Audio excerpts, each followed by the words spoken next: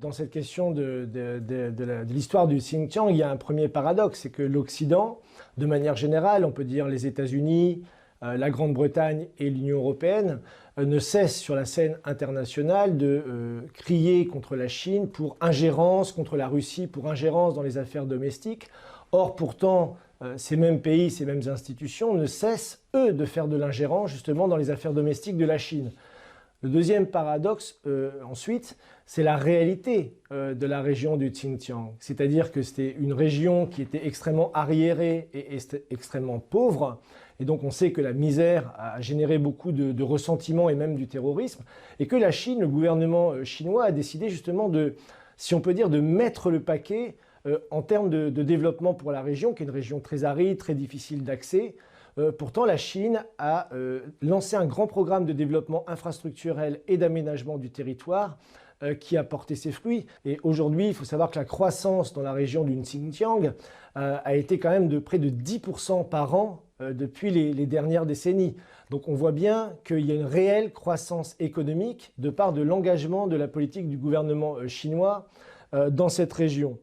Donc on voit bien qu'il y a un discours de propagande qui est menée par l'Occident et qui a des répercussions évidemment sur la scène internationale avec ce combat entre l'Occident qui a sa vision qui est les règles basées sur l'ordre, qui est une vision particulière de la démocratie, et la Chine qui doit aussi faire face justement au terrorisme, parce que vous posiez la question, c'est également une question militaire. Le gouvernement chinois a le devoir de protéger sa population, en plus d'amener le développement qui est la misère, on le sait, le terreau du terrorisme. En plus d'amener le développement, il doit aussi combattre ces forces terroristes qui sont indépendantistes et aujourd'hui mènent un combat dans la région du Xinjiang contre ces choses-là. Donc évidemment, il y a un aspect militaire auquel aujourd'hui certains néoconservateurs, certains propagandismes d'un impérialisme occidental utilisent en fait en disant que la Chine aurait créé des camps de concentration, des camps de travail avec des millions de personnes dedans. Et on sait que ces rumeurs viennent surtout des milieux néoconservateurs américains en particulier et européens, comme Raphaël Glucksmann par exemple, pour ne citer que lui en France. Et donc on voit évidemment un point de vue divergent sur cette question.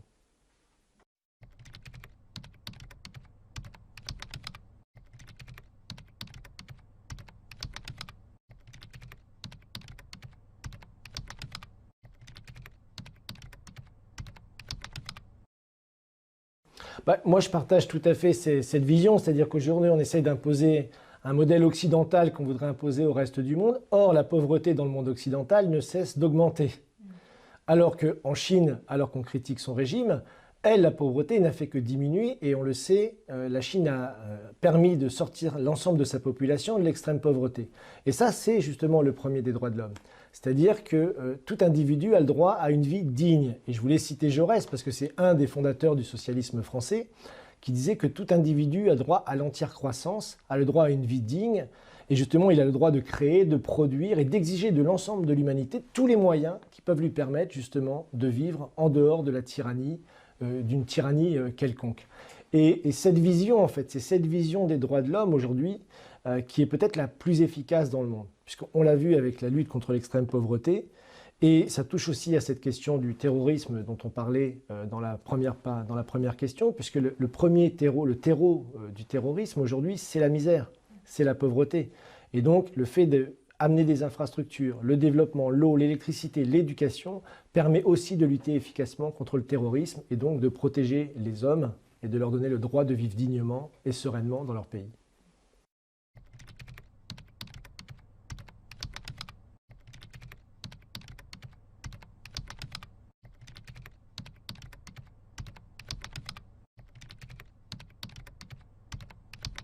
Je suis de très près donc ce que fait la Chine en Afrique. J'ai eu l'occasion d'être en Côte d'Ivoire, encore dernièrement au Mali.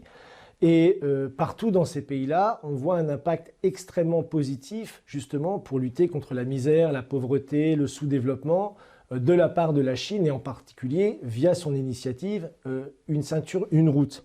Donc si on regarde par exemple pour l'Afrique, les chiffres qui ont été publiés, c'est que les échanges commerciaux entre la Chine et l'Afrique par exemple sont passés de 10 milliards en 2000 à 200 milliards aujourd'hui.